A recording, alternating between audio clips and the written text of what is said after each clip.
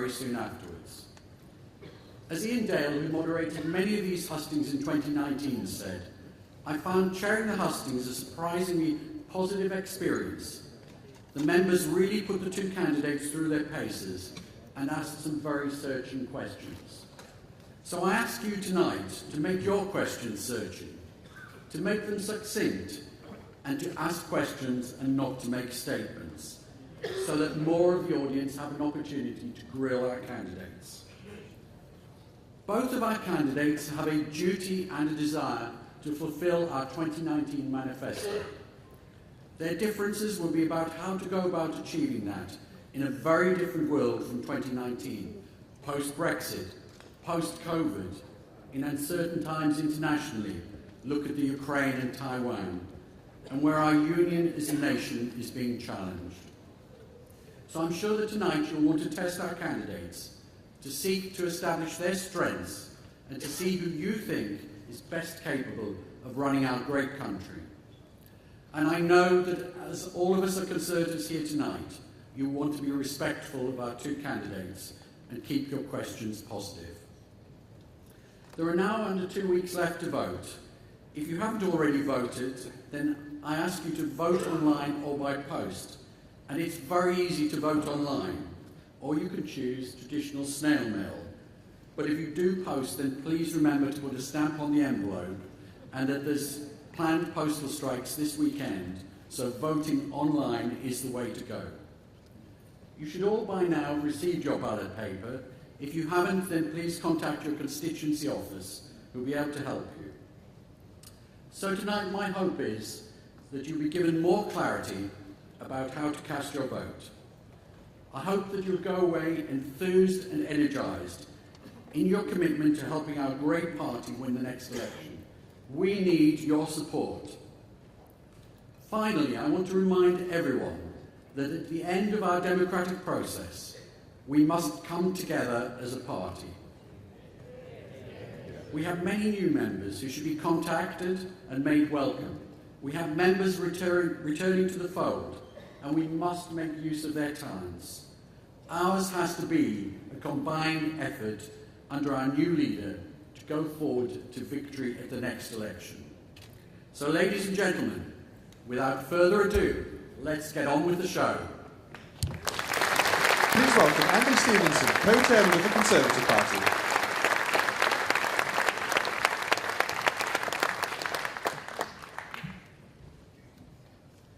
Thank you, Peter. Hello, Birmingham.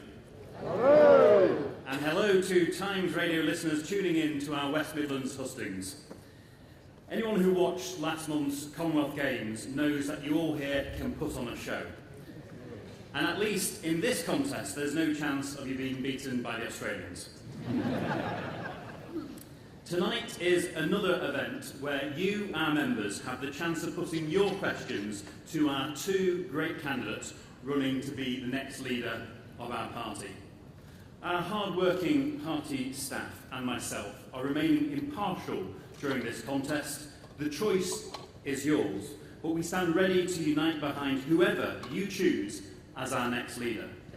That's what I've heard since my appointment as party chairman 6 weeks ago, meeting with party activists up and down the country, including here in the West Midlands, where so far I've been out campaigning with Nicola Richards and Sean Bailey in West Bromwich, Mark O'Longy and Mike Wood in Dudley, Jonathan Gullis, Jack Brereton and Joe Gideon, all in Stoke-on-Trent, Aaron Bell in Newcastle-under-Lyme, Eddie Hughes in Walsall, Jane Stevenson in Wolverhampton, and Wendy Morton in Aldridge. They are just some of the fantastic 42 hard-working Conservative MPs you helped get elected here at the last general election, and I want to see them all re-elected at the next general election, which by uniting behind your choice for our next leader, we can achieve, just as you helped get the amazing Andy Street back in as the Mayor of the West Midlands last year.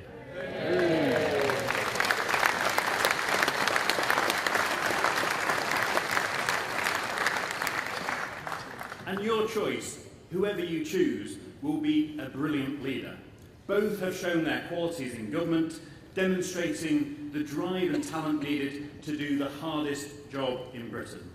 They will take us forward together, continuing the work done by our Prime Minister, Boris Johnson, who has shown that a Conservative government can rise to the challenges of today. Getting Brexit done, delivering the fastest vaccine rollout in Europe, protecting over 14 million jobs during the pandemic, and leading the world in supporting Ukraine and standing up to Putin. It's a truly historic record on which our new leader can build. The alternative, of course, is Labour, a party that voted against tax cuts for low-income families, against additional investment in our NHS, against protecting our borders and tackling the vile people smugglers. Would Labour have ever got Brexit done? If Sir Keir Starmer had his way, we'd still be fighting a second EU referendum. And the only way he can enter Downing Street is by promising Nicola Sturgeon a second one on Scottish independence. Birmingham, you deserve better, and so does Britain. It is our next leader who will continue to deliver for the British people, leading the way in standing up for our ideals and our partners on the world stage, uniting the country and this Conservative Party. And on that note, let me finish by thanking Times Radio, our partner for tonight's hustings, and handing over to your host for this evening, John Pena.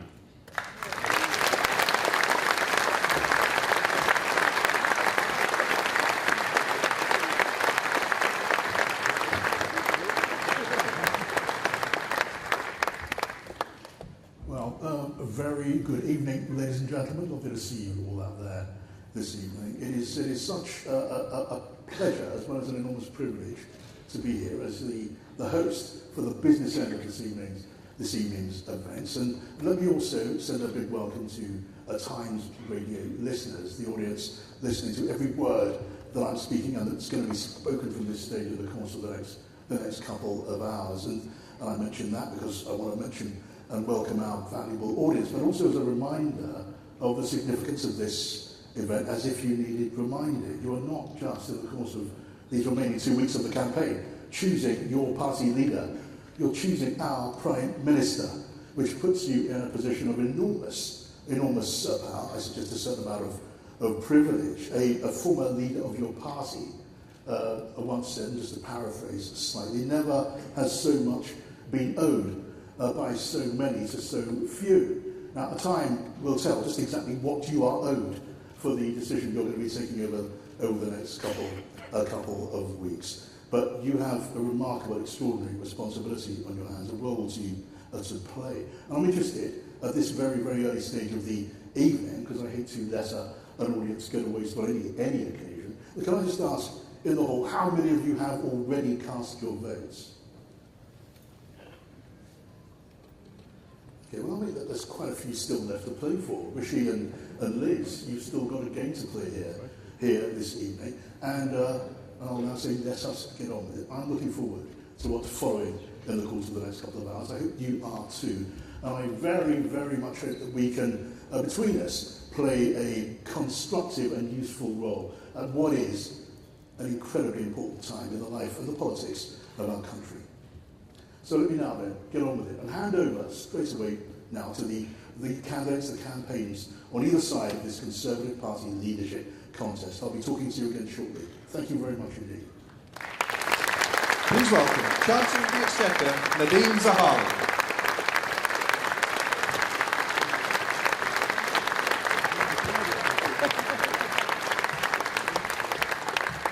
Thank you very much and good evening, Birmingham. What a great privilege it is for me to be here tonight on home turf.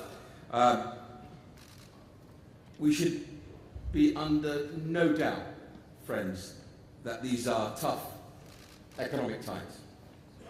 There is a war on our continent, and Vladimir Putin is using energy as a weapon in that war. Specifically, it is a way of attacking the people of this great country for the help that we are providing the brave people of Ukraine, who will tomorrow celebrate their cherished National Independence Day, and we will celebrate with them. We have come together tonight, and we must stay together to weather the storms of high energy costs and inflation. And of course, hold our nerve through this winter. That is the United Kingdom doing our bit in this war, every bit as important as providing the military support and training to our Ukrainian brethren.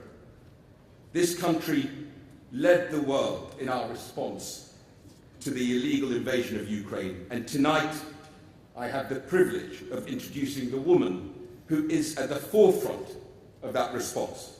Our Foreign Secretary took on the difficult task of sanctioning the oligarchs, of going after Putin's cronies and standing up to his ministers, and I am proud to be supporting her tonight.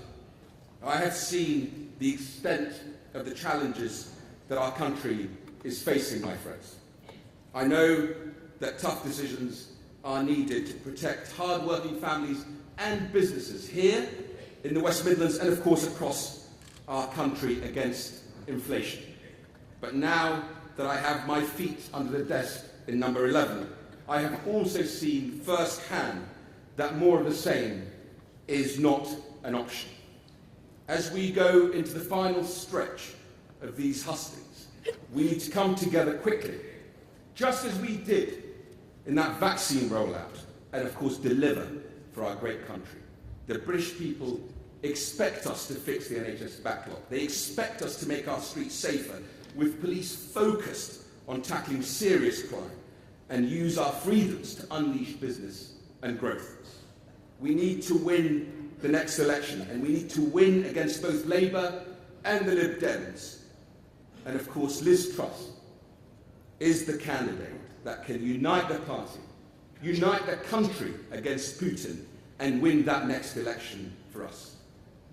I came to this country at the age of 11, fleeing Saddam Hussein. Britain has given me everything, and I don't take the task of choosing its next Prime Minister lightly, nor should you. But never have I been more certain that I'm making the right choice. Liz is decent, honest, hard-working, and above all, understands the economics of growth. She does what she says she will do. That is why she has my vote. Thank you. The United Kingdom is a great country, and I know that the United Conservative Party can unleash the potential of all the people who make our country so great. To win the next election, we need to deliver, and deliver for the British people. I know that our country's best days lie ahead. I'm a candidate with a clear vision for the future who can drive change and get things done. As Trade Secretary, I negotiated deals with allies like Australia and Japan, creating opportunities around the world for British business. And as Prime Minister, I will continue to deliver on the opportunities of Brexit. I will lead a government committed to core Conservative principles: low taxes, a firm grip on spending, driving growth in the economy, and giving people the opportunity to achieve anything they want to achieve, regardless of their background. I will work day and night to lead a party and a government that puts more money in your pocket and secures a better life for you and your family. I've consistently delivered when I have said I would. And I love our country. I want the best for us all, and I'm the person to do that. Please welcome Liz Truss.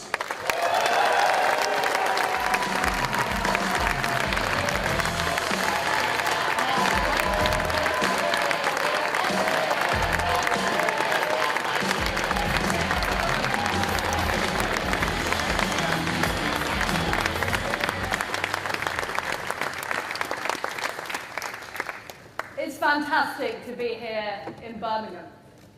I'm not from a traditional Conservative background. I grew up in Paisley in Scotland and in Leeds, where I went to the local comprehensive school. And what I saw at my school is I saw children who were let down. They were let down because of low expectations, because of their background. They were let down because of Leeds City Council caring more about political correctness than making sure all children learnt English and maths. And they were let down because of a lack of opportunity in the area. And I thought that was an appalling waste of talent. And I wanted things to be different. That's why I went into politics. I want everybody across our great country to have opportunity, regardless of their background. I want us to be an aspiration nation. And that is what our fantastic Mayor, Andy Street, is delivering here in the West Midlands.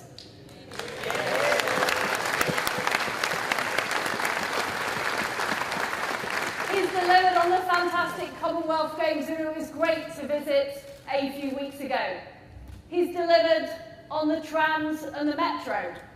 And he has delivered investment, growth and business into this fantastic part of the country. And what I want to do as Prime Minister is I want to help him and all of our brilliant MPs across the Midlands deliver more for people and open up those opportunities and that aspiration. But the reality is we face difficult economic times. We have the war in Ukraine, we have the energy crisis, and we have the aftermath of COVID. And we've had several decades in this country of low economic growth. So we do need to be bold, and we do need to do things differently. We can't just have more business as usual. We need a plan for growth. And that is what I would deliver as your Prime Minister. First of all, I will unleash the opportunities of Brexit. We need to get all of the EU law off our statute books by the end of 2023.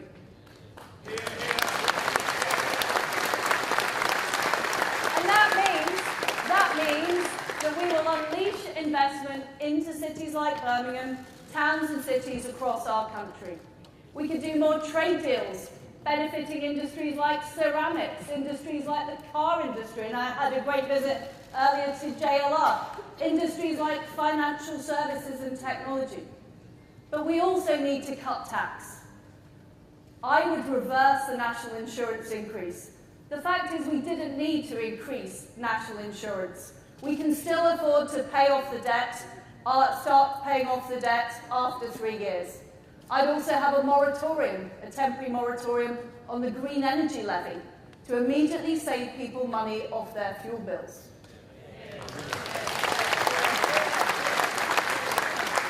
And I'd keep corporation tax low, because if we raise our corporation tax to the same level as France and 10 points higher than Ireland, we won't attract that new investment into this part and other parts of our country. And I fundamentally believe, as Conservatives, we need to be on the side of people who work hard and do the right thing. The self-employed, the small businesses, commuters who go into work every day. That's whose side we are on. And I would legislate to make sure essential services are being provided, like our railway services, and we stop the militant trade unions disrupting our country. Now, before I was a Member of Parliament, I joined the Conservative Party back in 1996. I was a party activist, and I was also a local councillor. And as a local councillor, I sat on the planning committee. And I'm afraid to say those are hours of my life I will never get back, because we were overruled by the planning inspectorate in Bristol or the top-down housing targets. So I would immediately abolish the top-down targets in the planning bill coming up in the Levelling Up Bill. And I would level up in a Conservative way by creating new low-tax investment zones with the support of local MPs, local mayors, bringing investment into our country. And what I would also do is change the Treasury rules about investment. So we're putting more investment into the areas that don't have it already, not the areas that do have it already. And I would also back our fantastic farmers. I want our farmers producing food, not filling out forms, and I want our fields full of crops and livestock, not full of solar panels.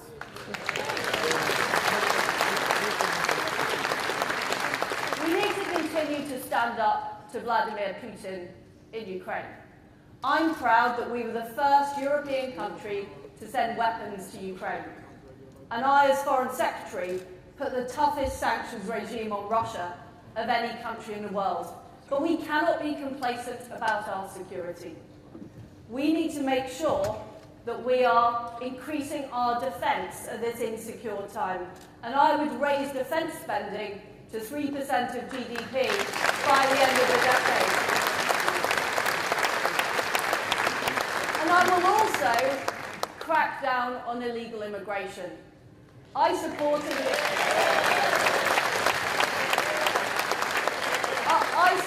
and worked with Priti Patel on the Rwanda scheme. We need to make it work and we need to expand it to more countries. And what I would do is legislate to make sure our decisions about our borders cannot be overruled by the ECHR.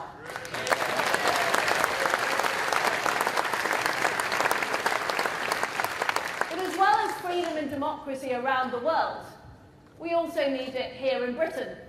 We need free speech and we need to push back against the identity politics of the left. Now, I'm a plain-speaking Yorkshire woman, and I know that a woman is a woman.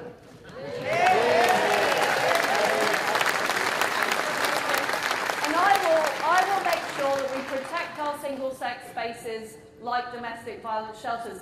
I'll also stand up for the United Kingdom. I travel around the world. People respect us. They respect the role we have played in democracy and freedom. But there are too many people in Britain trying to talk our country down, saying we should somehow be ashamed of our past, that our best days are behind us. I don't agree with those people. Our best days are ahead of us. And we can see what's happening here and how Andy Street is turbocharging and moving forward Birmingham. And in 2019, we won swathes of seats right across the Midlands. Places like Stoke-on-Trent, West Bromwich, Dudley North. People voted for us not because they wanted the Labour Party. They were fed up with the Labour Party. They were fed up with the Labour Party letting their area down. What they wanted is conservative values. Personal responsibility, low taxation, enterprise and opportunity in their area. And that's what we have to deliver. We have to get those spades in the ground. We have to deliver on what we promised in 2019. And I'm somebody that gets things done. I don't take no from an answer. And at the Department of Trade, I delivered dozens of trade deals where people said it wouldn't be possible. At the Foreign Office, I delivered the Northern Ireland Protocol Bill to Parliament through Whitehall. We got the consent of the House of Commons. I'm prepared to get things done and take the tough decisions. And that's what we need. And that's what I will do. I will unleash the potential of our great country if I'm elected as your Prime Minister. I will stand up against Keir Starmer, yet another Labour leader, yet another Labour Party politician who doesn't believe in opportunity and doesn't believe in aspiration. And I will help us, and I will make sure, working with you, that we win the next general election and we keep the West Midlands blue. Thank you.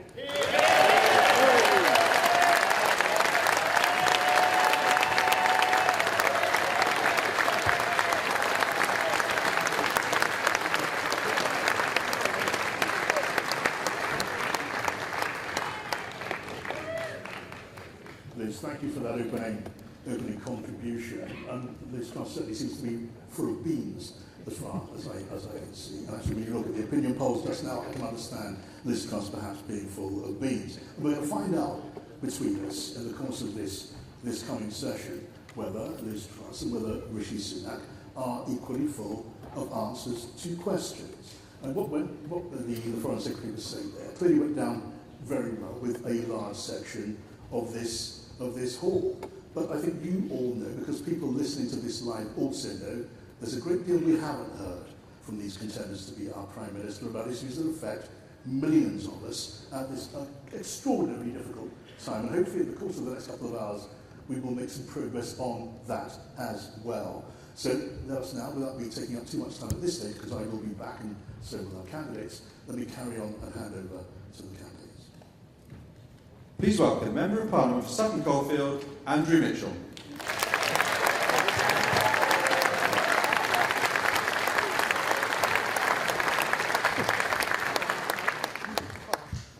Well, good evening, everyone, and welcome to these hustings in Britain's second city, which has just dazzled the world with the most brilliant, the most successful Commonwealth Games ever held.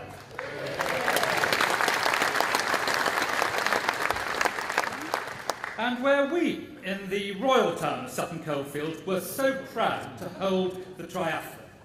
And as we come towards the end of these major regional hustings, please let me say that both candidates to lead our party and our country as Prime Minister are brilliant.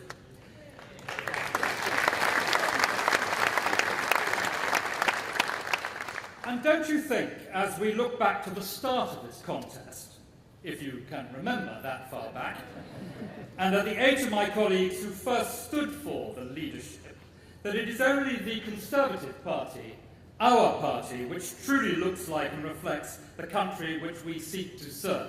And who can doubt that either of them would be a far better Prime Minister than Keir Starmer, who until recently was supporting Jeremy Corbyn to lead our country.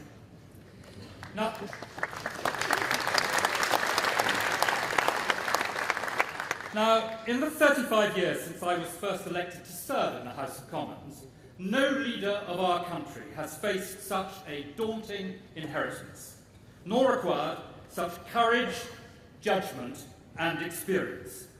It is as if all the threats and challenges of the last 50 years are being visited on us in one fell swoop. We face industrial disruption and an energy price hike with terrifying household costs, interest rate and mortgage and rent rises, warfare and crisis in Europe, and inflation, with the devastation it causes as it devalues us all. It was Mrs. Thatcher who said, "Inflation is the parent of unemployment and the unseen robber of those who have saved." And that is all before the huge issues for our health service, which arise from the COVID crisis and its legacy. But, ladies and gentlemen, it is not problems which defeat governments. It is the way we politicians and our leaders defeat those problems which determines our fate. And so it is in these circumstances that I choose to support Rishi Sunak, as do some of our most respected former party leaders, Michael Howard and William Hague, and, you may feel this is of particular significance, some of our most successful finance ministers, Chancellors Nigel Lawson, Ken Clarke, Norman Lamont, and Peter Lilly.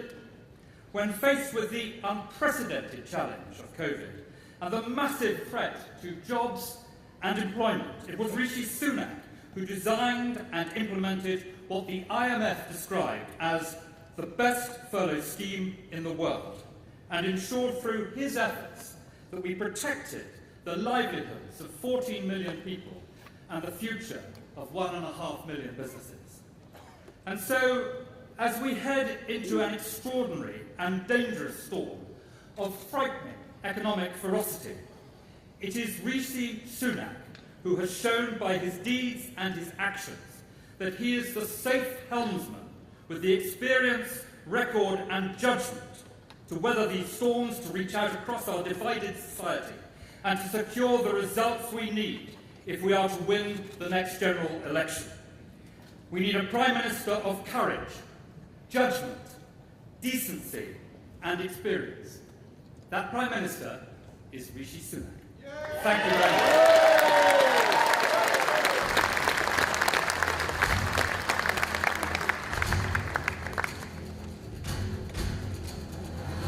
Side beware the underdog, because an underdog's got nothing to lose. An underdog fights for every inch. They work harder, stay longer, think smarter. Underdogs don't give up. They'll do the difficult things, and they never ever get complacent. So, write them off if you like. Sit back and dismiss them, but if there's one thing I know to be true, it's that Britain loves an underdog. Please welcome Rishi Sunak.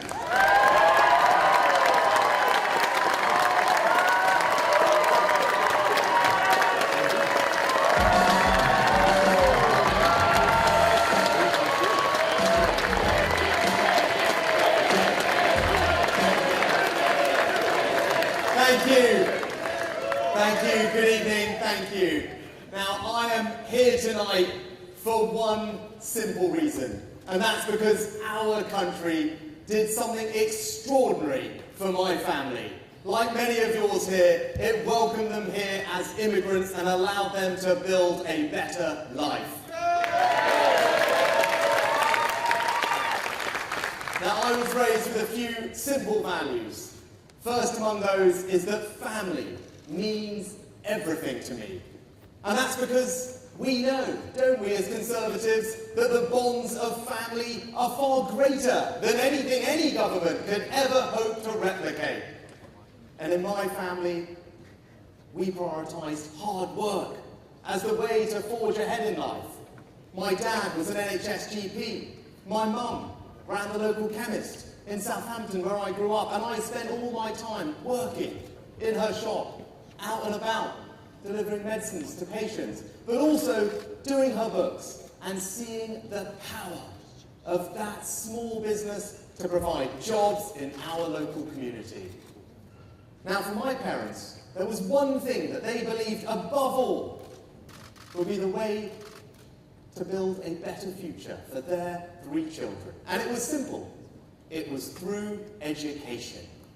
And that's why today I passionately believe that the best way that we reduce inequality, the best way that we spread opportunity, indeed the best way that we transform people's lives is by ensuring that the birthright of every child is a world-class education.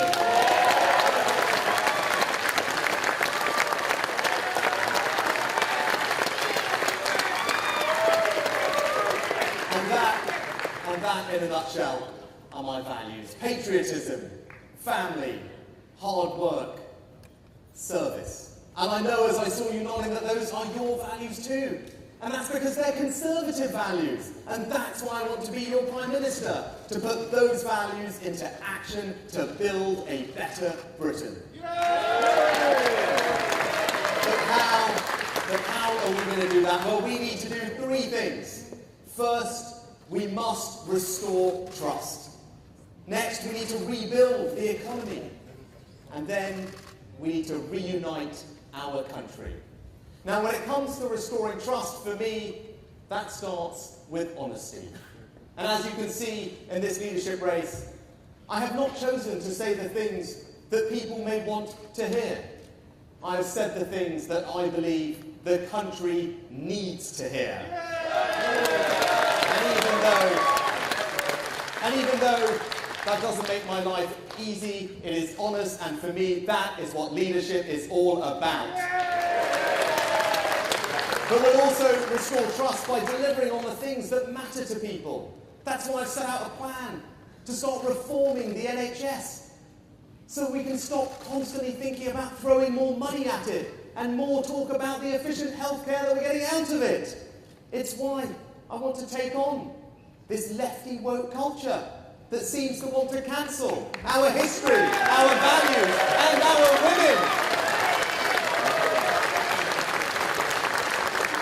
And it's why I want to make sure that we keep our communities and streets safe. So it is remarkable that right here we have a Labour Police and Crime Commissioner who seems to be spending more of his time trying to find ways to make it easier for people to take illegal drugs rather than actually tackling crime. I tell you this, for me, whether it comes to using things like stop or search, or indeed tackling grooming gangs, I will never let political correctness stand in the way of keeping us safe.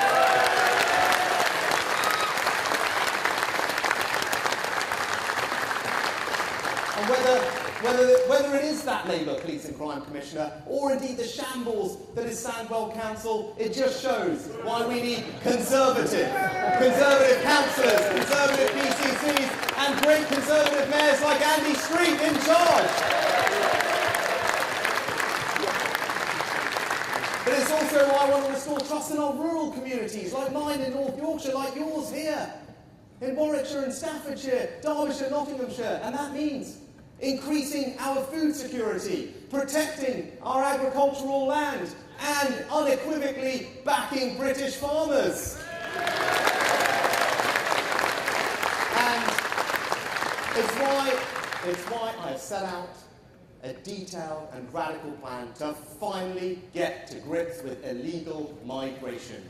Now, I stand here as a product of our country's proud, compassionate history in welcoming people to our shores. But it must be done legally. It must be done fairly. And when we turn on our TV screens and see the scenes of people breaking the rules to come here, it undermines trust in the system, and it is wrong, and we must stop it. With my plan, we will get control of our borders. Now, when it comes to rebuilding the economy, you all know that the number one challenge is inflation. Inflation is the enemy. It makes everyone poorer. It eats into people's hard-earned savings, their pensions. It pushes up mortgage rates.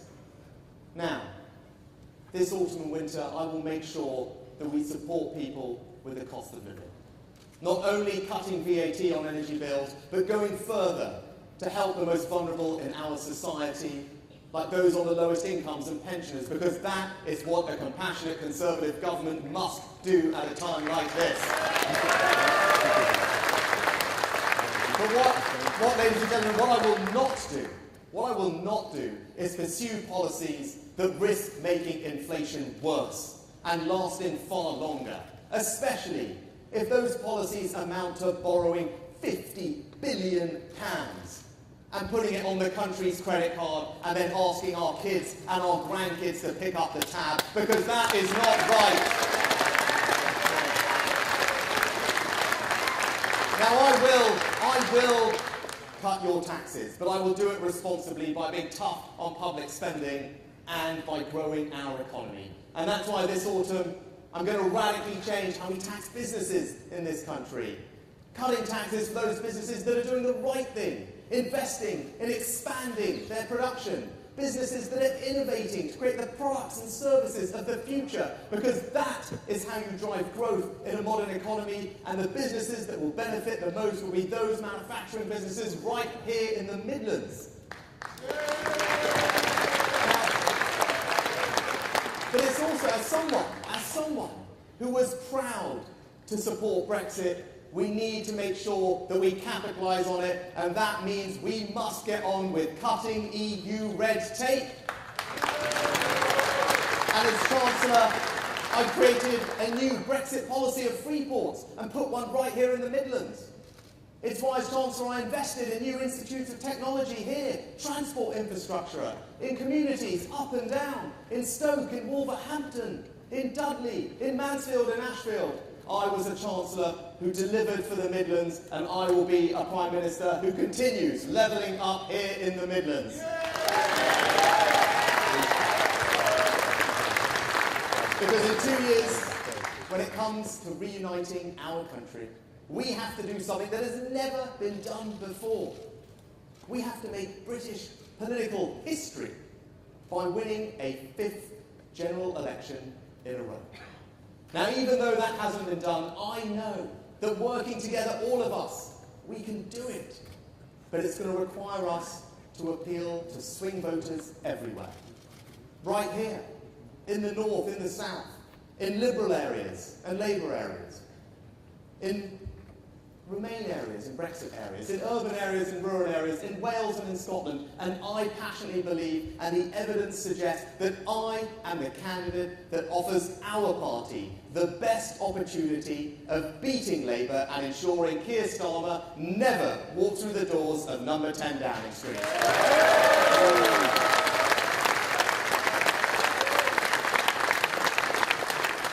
And in conclusion, let me just say this. You saw me as Chancellor at the beginning of the pandemic, acting radically to successfully safeguard our economy through the biggest economic storm in 300 years. Now, as your Prime Minister, I promise you, I will apply that same urgency and grip to every other aspect of government to build a better Britain. A Britain where our kids can walk safely on the streets at night. A Britain where the NHS is finally reformed and there for us when we need. A Britain where our schools and apprenticeships are the envy of the world in providing opportunity.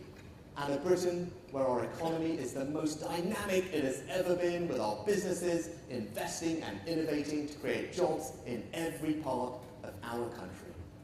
But I also promise you this, perhaps more importantly, that I will give you my all to ensure that each and every one of you here tonight can always feel enormously proud of the Conservative government that I will be privileged to lead. So I humbly ask for your support, not just to be your next party leader, but also the next Prime Minister of our great country. Thank you.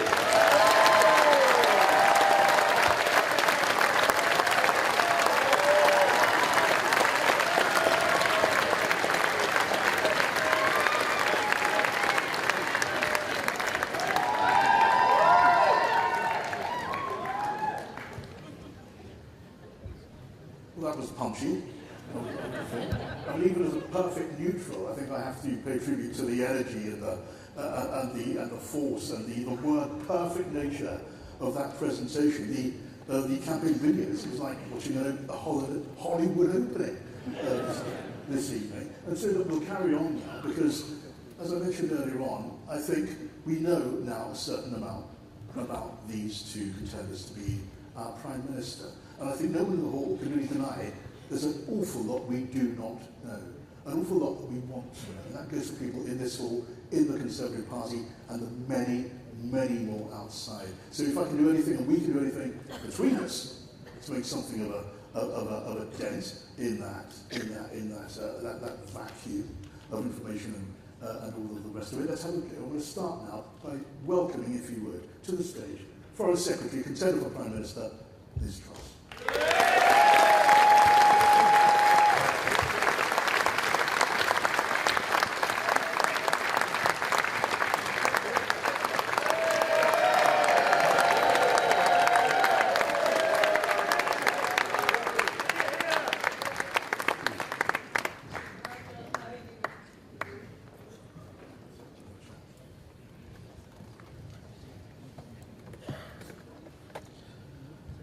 It's good to see you, Liz.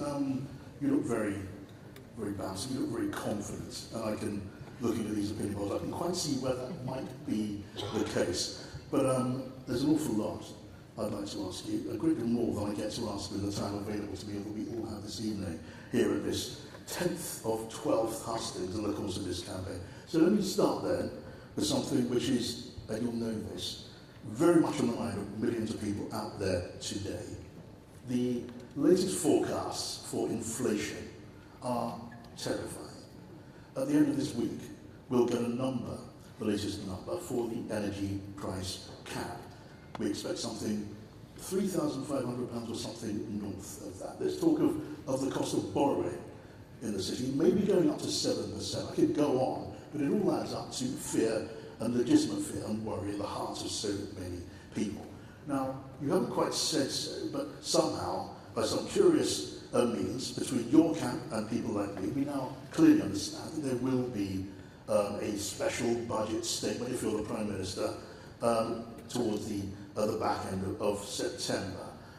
First of all, you can confirm that, I've no doubt. And I know you're not going to give me the detail of that statement. I'm not going to even try to force details of that out for you. I know you'll tell me, and just to spare you and us some time, I know that you want to leave some leeway for your next Chancellor when you get into the job. But one thing you can tell us now, because you are bidding to become First Lord of the Treasury and the pinnacle of our office of this coming government under whoever the Prime Minister happens to be, you believe it's you, the pollsters seem to agree with you. So can you tonight, can you now reassure those who are worst off in our country, those pensioners, poor pensioners, people on benefits, people in most need, that in that coming budget statement, which you may or may not call a budget, they will be fully protected from at least the effects of the coming rises in energy bills, which are going to be far greater than anyone imagined?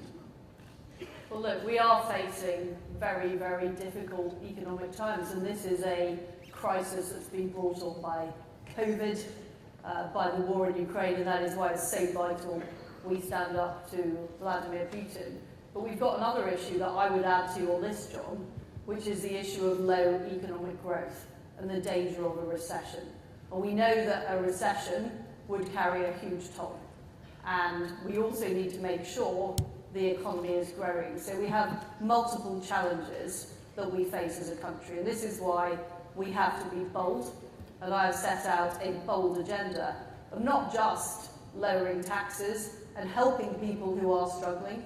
And I understand there are problems with food bills, with fuel bills, but also with the cost of living. We also need to make sure we grow the economy and we avoid talking ourselves into a recession. I think that's very important.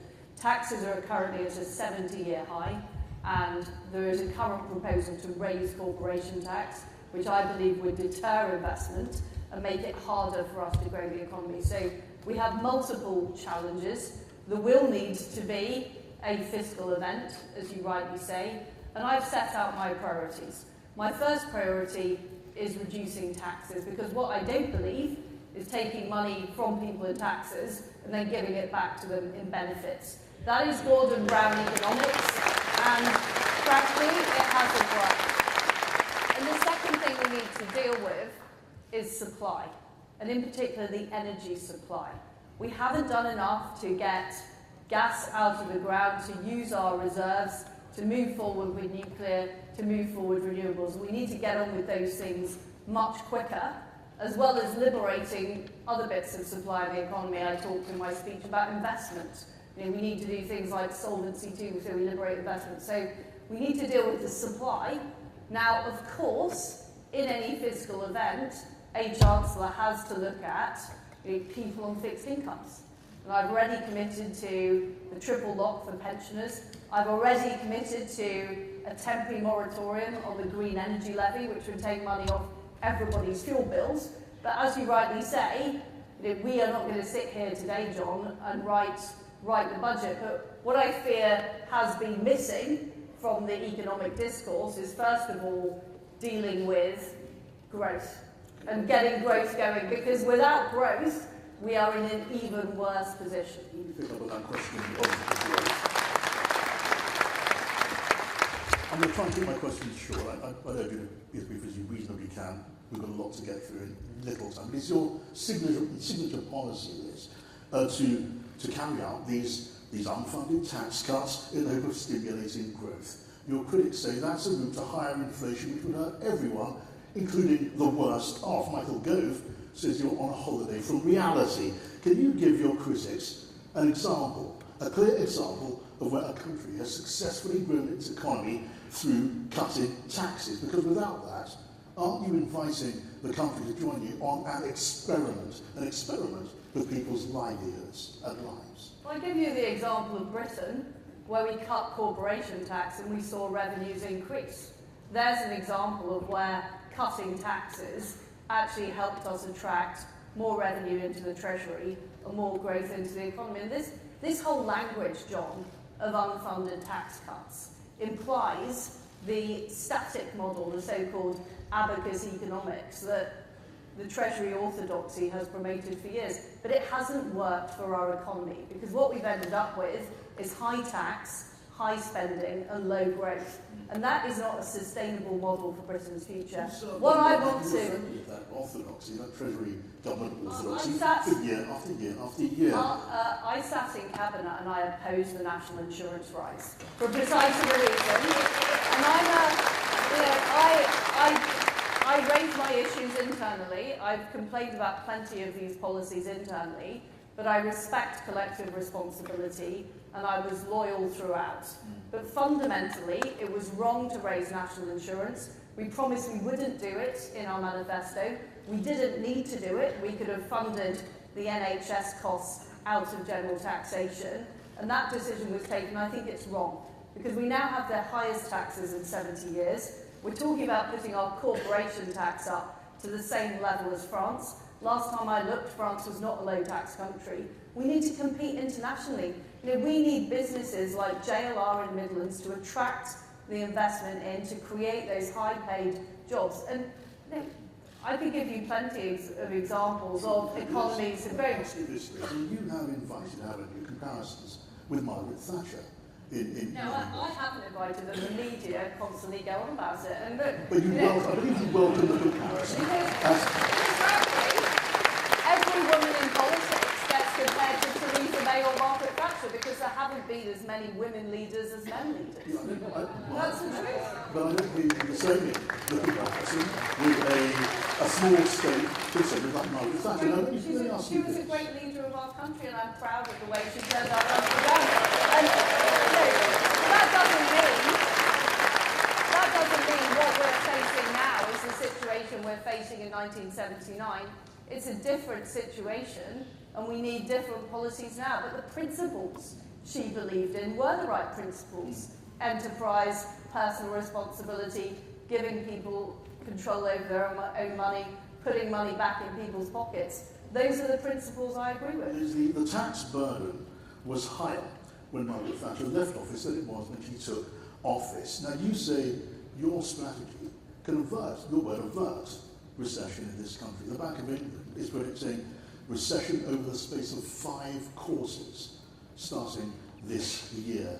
Are you saying you can stop that, you can roll that back? Because that is a huge promise, and you'd be judged by it, by the electorate. What I'm saying is that a forecast isn't destiny, that we have the ability to change our own future by doing things differently. And this is why we need to be bold. And I see huge opportunities. You know, one of the things we're talking about here in the Midlands is the Gigafactory. That's an exciting opportunity. We need to attract that investment. You know, we're talking about huge things like life sciences, technology, financial services. We can unlock those opportunities. Now, I am not foolish enough to get out a crystal ball and say I can predict what the level of growth in the economy will be this year and next year. And by the way, nobody else can either.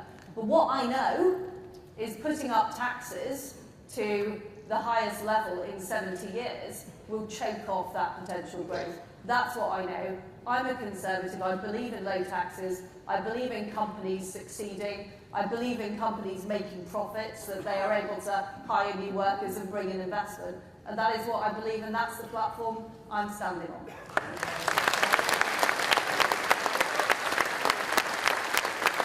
So our public services, you don't need me to tell you this, our public services are suffering, well, in pretty much all cases, something of a staffing crisis. I can talk about health, I can talk about schools, but you'll have seen just the latest headline dominating the news today about the awful crime in Liverpool, where an 8-year-old girl was killed by gunmen forcing their way into her home. What does that say? What would you say about that case? And what it tells you is, as someone pretending to be Prime Minister, about the need to strengthen law enforcement, providing more police officers in particular. You may tell me there's a promise for 20,000 more police officers. I would then tell you that's simply making up for the cuts in police numbers under Conservative rule.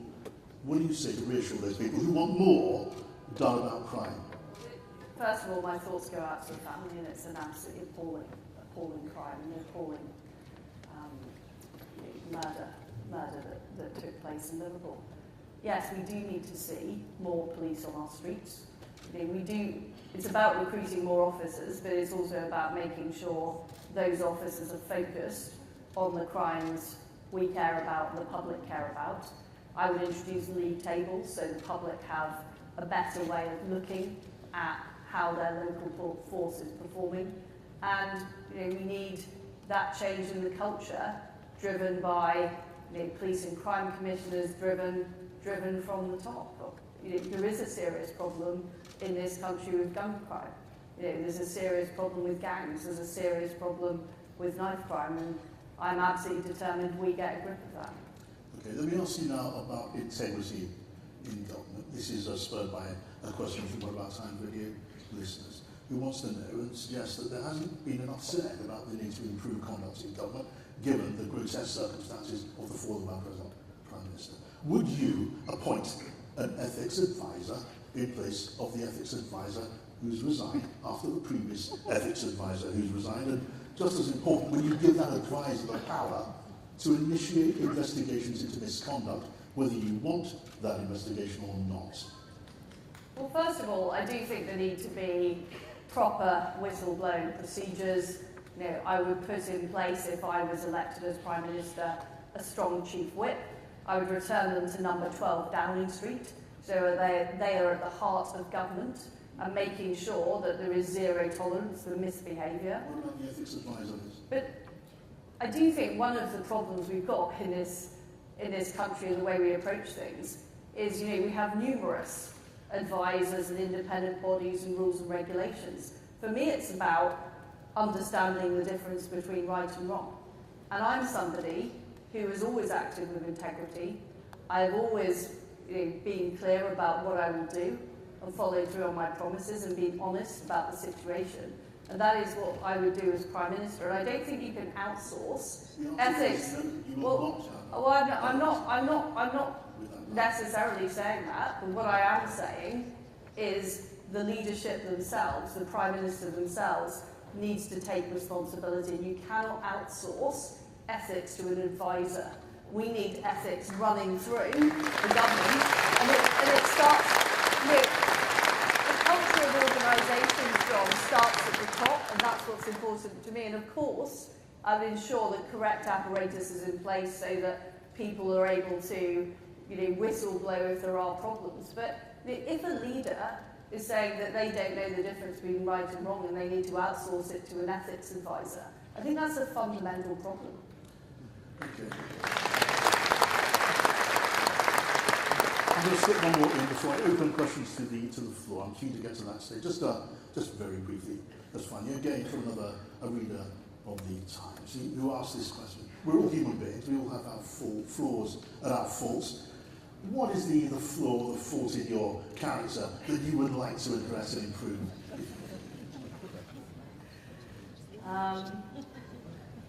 I think some of my friends might say I'm a bit relentless. Well, it is sometimes. That's about as much as I'm going to get on that. So I'm now going to invite questions from the floor. I'm going to take to the podium and we'll take it from there. Now, I'm going to take, we've got arms up all around the room. So, gentlemen in the blue shirt sitting close to us. Liz, this week me and some Conservative friends started the Conservative Tenants and Landlords Forum. And given the average millennial has moved on average about 10 times, what would you do to reduce the number of unnecessary moves? And more broadly, what will you do for tenants and landlords? Well, first of all, I think it is important that we support tenants and landlords and have a very clear rental market. And I also think it's important that we don't sort of drive landlords out of the market, and we do make sure that, you know, there are fair rules in place. But I also want to help more people who've been renting get onto the property ladder. So what I would want to do is enable people with good rental histories to be able to use those rental histories to get a mortgage, to help more people own their own home. And worse, sir, are you satisfied by that answer? Satisfied customer there, Liz. The young lady's sitting just in front of me. Hello, Liz. I share one thing with you in that I also grew up in Paisley, but many years before you. I'm not sure about that, madam. We have now had a majority Conservative government for 12 years. And in those 12 years, the country seems to have got even less Conservative. We've had to endure damaging wokery in academia, the civil service, and even the armed forces.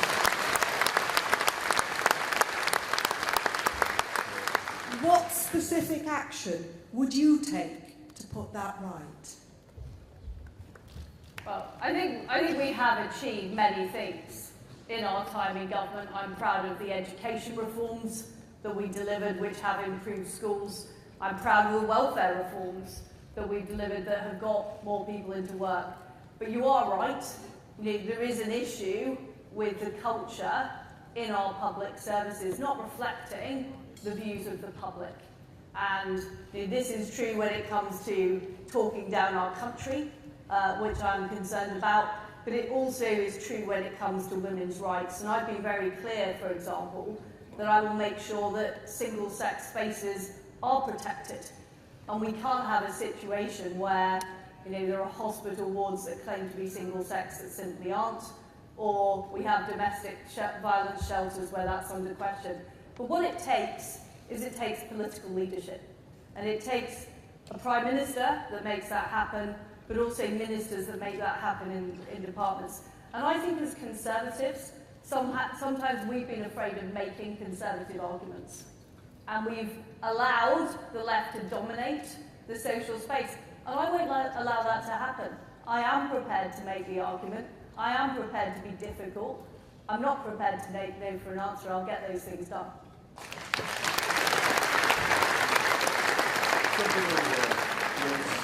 Three rows back at the end of the line. Hi, gentlemen. Yes, you, sir. Thank you. I think I might recognise that chap. Yeah, I know you as well. He's a former colleague.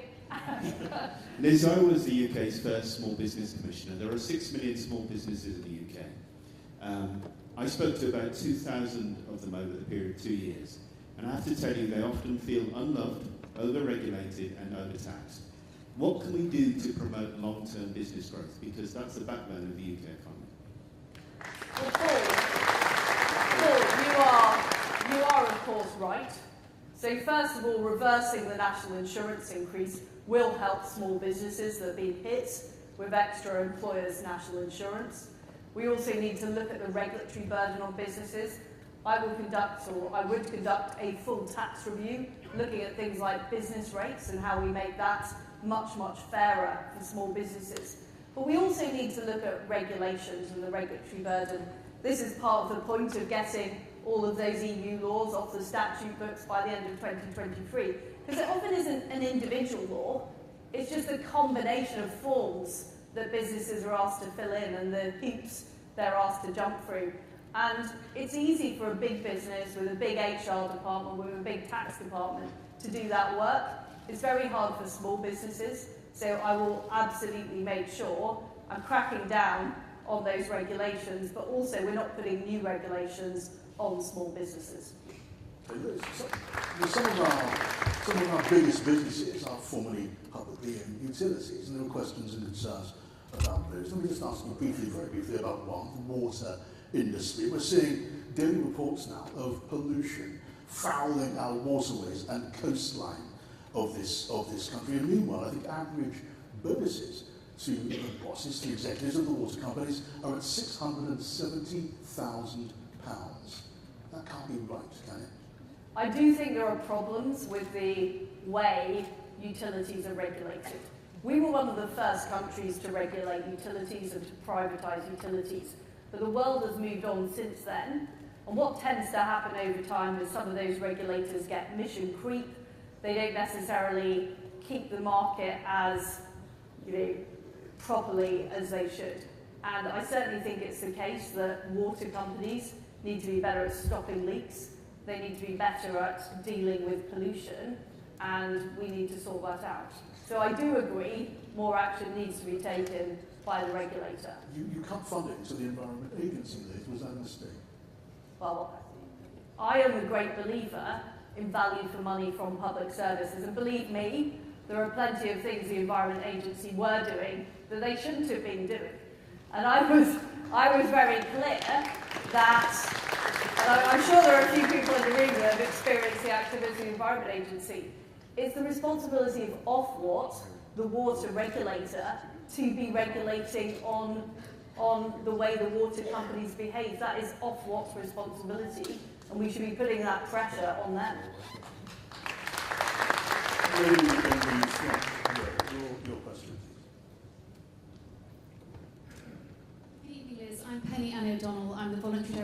CPF. How will you, thank you. How will you ensure that your policy team regularly engages with the CPF and our 10,000 members with our great grassroots uplift policy ideas? And also, given your drive for an aspiration nation, as a speech and language therapist, I'd like to ask, how will you ensure that education really is a ladder to opportunity for our children with SEND and reduce the adversarial tribunal culture around accessing the EHCP support that these children need? So first of all, I joined the Conservative Party in 1996. I've been a Conservative activist for many years. I've been a councillor, and Conservative members have huge value to add, and we need to be using them more in government. I would appoint a strong single-party chairman who would show leadership on these issues, as well as making sure we are getting the policy feed-in from the Conservative Policy Forum, and also the feedback. Because one of the mistakes I think we've made as a government is not listening enough to people on the ground. And I know, there's a huge amount of experience and common sense right across the Conservative Party. And I'm somebody who does engage with people and does talk to people, and I would absolutely commit to do that. On the issue of special educational needs, the system at the moment is pretty difficult for parents. And I speak to parents who say they feel like they're constantly battling the system. And actually, if you are looking after a child with special educational needs, you deserve help. You don't deserve to have to battle the system. So we do need to reform the system to make it much more responsive to people. I think family hubs are part of the solution to that. I think having more support in schools is part of the solution to that. But I agree with you. At the moment, we have created, I'm afraid, a nightmare for lots of parents who have to just battle the system.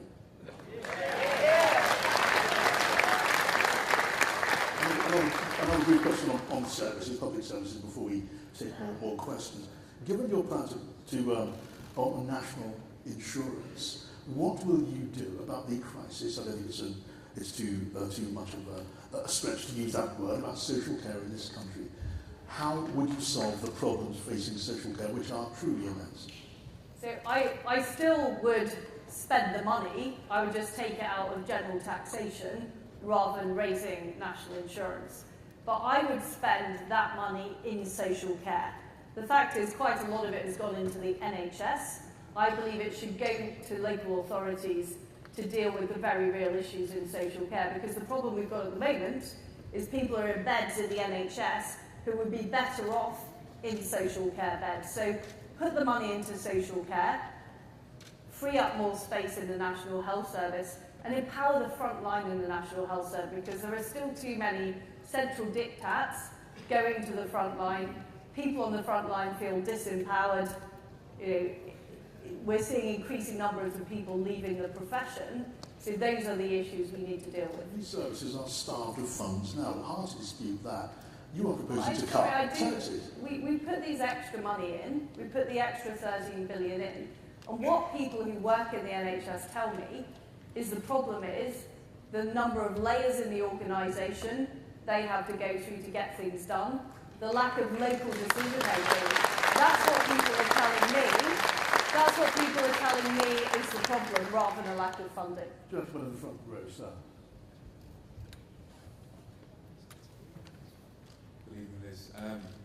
Young people, you spoke about youth violence, gang crime, and we're working at 38 primary schools in the region right now. Kids who are at risk of getting involved in youth violence. What do you perceive to be the fundamental issues and the root cause of those problems, and what would your government do to bring some transformation to those issues and change the lives of these young people? Well, the work you do is very important, and I think youth clubs, for example, like Youth Zone, are very important in giving young people alternative places to be rather than being prey to gangs. I visited one very recently in London, so I'd like to see more of those. Some of those are funded by the private sector, others funded by the voluntary sector. I support schools opening for longer hours, actually, again to help children get the skills they need, but also to make sure that they are less prey to potential alternatives. And I think it is all about early intervention. That is what it's about. It's about making sure the alternative is better for those young people and they have those opportunities. And that's why, these things which sometimes sound esoteric, like talking about economic growth, what it is about more apprenticeships, more jobs, more good opportunities for young people, so they are not encouraged to go off in the wrong direction. I'm trying to get through as many as we can. Lady, second row back. Like you, I'm a councillor, There's anybody got a mic? I was going to say I'm used to shouting. So, I'm a councillor in Dudley. I'm actually the lead member for Children's Services there. So following on from my these weren't planted questions, by the way, we know that working white class boys are actually our most disadvantaged group. Both you and Rishi have mentioned education, aspirations. Will you, as a Conservative, bring back grammar schools? Because that is the most important. So the answer is yes, I will allow new grammar schools, absolutely. And I will also allow new free schools as well. And I'm a big fan of free schools like the Michaela School, which is fantastic. And we need to allow the good schools to expand and set up more branches right around the country. And I'm somebody who did go to a comprehensive school. My daughters now both go to grammar school. I want children all across the country to have those opportunities. But we also need to deal with primary school education. Because the fact is 30% of kids are leaving primary school without basic English and maths. And it's very hard if you get to age 11 without that to be able to succeed in life. It just makes it a whole lot harder. I'm proud of what I did in education. I removed calculators from the primary school tests so that all kids had to get the basics of mental arithmetic. But we need to do more. We need more specialist teaching, particularly on maths in primary school. We need more early years support too, because the earlier we start, the better. I'm being told time is pretty much. I want to ask you just before we get a question, which is as much about you, Liz Truss, as it is about any question of policy. So, your character. By the way, when it comes to you, your personality, I did enjoy your interview with the Mail on Sunday newspaper quite recently, when you told the interviewer that whenever you see a mouse, there are lots of mice at the House of Commons, you jump on a chair. Was that true? Or did you... That wasn't. I'm not sure if that interview was recently, but I'm worried that somebody will get a mouse out now. I'm not a massive fan of mice, I have to say. And there are a load in the House of Commons, and I think we should have more cats. More cats is the answer. And I'm very pleased there is a cat at number 10, so if I do become Prime Minister, at least I'll be mice-free. Rishi Sunak is, I think, too much of a man to carry mice around for the purpose of frightening a rival. Now, look, here's another question. One of the first things, and very briefly, one of the first things that will happen when and if you become Prime Minister, you'll be ushered into a room, very privately at number 10. Will be laid out in front of you what are called the letters of last resort. Your orders to our trident boat captain on whether you, Prime Minister Liz Truss, is giving the order to unleash our nuclear weapons. It would mean global annihilation. I won't ask you, would you press the button? You will say yes. But faced with that task, I would feel physically sick. How does that thought make you feel? I think it's an important duty of the Prime Minister. I'm ready to do that.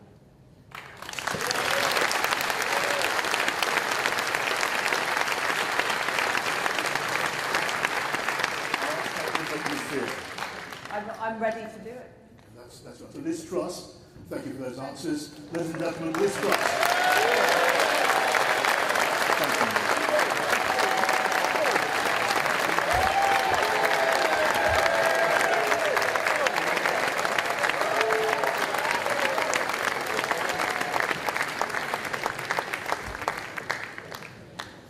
We don't have a clap on, so that was reasonably encouraging for Liz Truss. I think our next speaker, he'll probably be finding a lot of popularity in this room as well. Ladies and gentlemen, please welcome Rishi Sunak.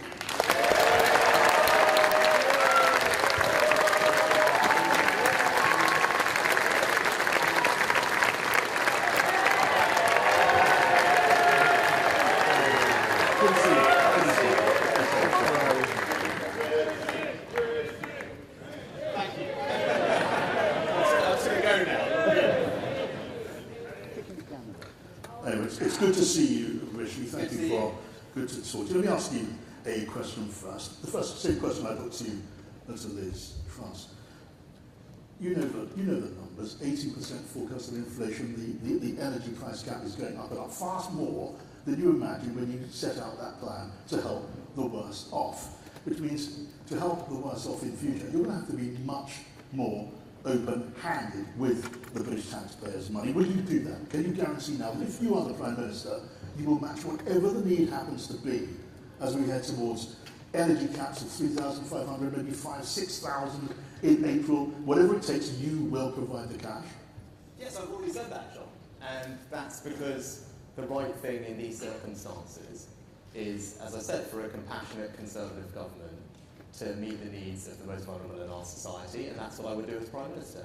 Now, how are we going to do that? As I said, I want to cut VAT off energy bills, because that will provide some support to everybody, on top of what I announced as Chancellor. But there are two groups of people for whom I think we will need to go further. That's those on the lowest incomes and pensioners. Now, my view is that the right way to help those people is to provide them with direct financial assistance over the autumn and winter. And Liz's view, as you probably discussed, and I hope you did, is very different, right? And this is a good point of debate in this context, why these hustings are a good forum. Because Liz's view is that we've ruled out providing direct support and thinks the tax cuts are the answer. Now, a tax cut that she's proposing for someone on per salary is worth about £1,700. Right? That's pretty hefty. For someone working very hard on the national living wage, that tax cut is worth barely £1 a week. For a pensioner who's not working, and there are millions of those who are very anxious about the winter, that tax cut is worth precisely zero. Now, I think if we carry on with that plan, if I don't win this, and that's the plan that we carry on with as a party, millions of people are going to face a risk of destitution this winter. Literally millions. And if we don't do anything to avert that, I think it will be a moral failure of the Conservative government, and I don't think the British people would ever forgive us. And if I'm Prime Minister, I will not let that happen.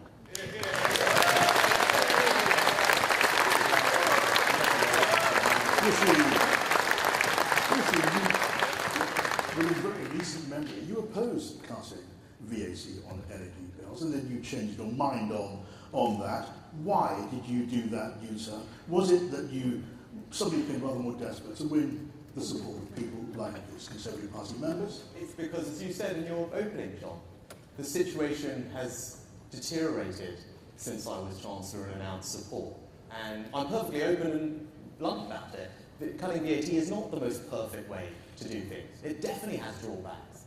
But you have to deal with the world as it is. If I become Prime Minister in a couple of weeks' time and bills go up in just a few weeks after that, there aren't that many levers that you can pull that deliver support to almost everybody in the country, which is what you would need to do, that will actually work.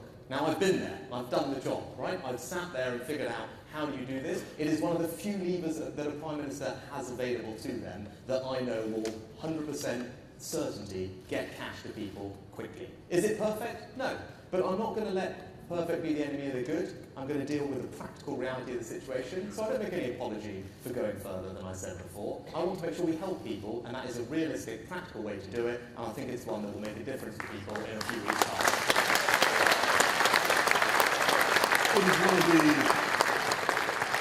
It is as you say, one of the defining arguments of this leadership contest. You are against unfunded tax cuts in principle, not just as a matter of economic theory, which is, of course, I guess, why you said yesterday, clearly, I guess, as you could, that you could not serve in a Liz Truss cabinet.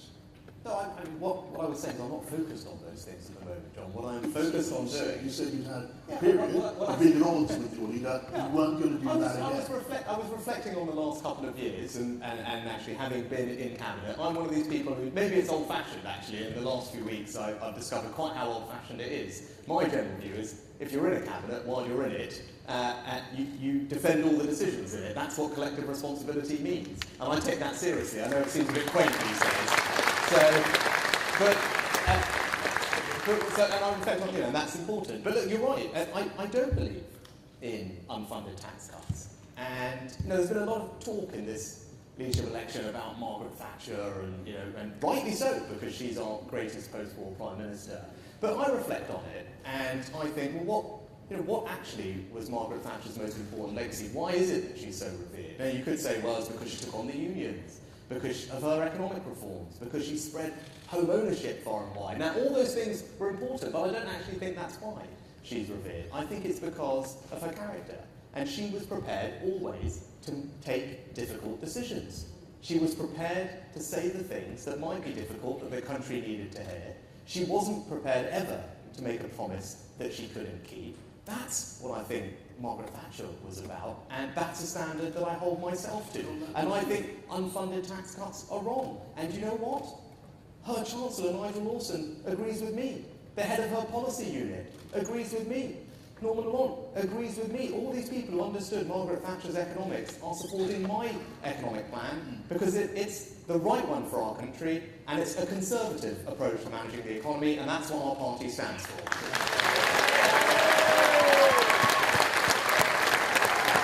So it's a question of principle, which you say you will stand by. You put that above any question of serving in a cabinet, a red box, a ministerial card, all of the rest of it. Now, when the time comes, there would have to be votes in the House of Commons on that. There'd have to be a finance bill, and those votes are whipped. 3-line whips. Dissent is not tolerated. You wouldn't serve in a cabinet and defend those policies. Would you vote for them? I think, John, you're getting to all these hypotheticals that may or may It's not a little bit happen. stretchy. Well, because I think what I'm focused on doing, and actually why we're all here tonight, is to figure out whose plan is the right one to take the country forward at what is a really difficult time. And I'm going to spend every minute I've got tonight talking to the 1,500 people that are here, as I'm doing every day, 5 or 6 times a day, talking to our members across the country, because you're acting like this is already over, and it's not. I'm going to fight hard for every vote, and I'm going to keep talking.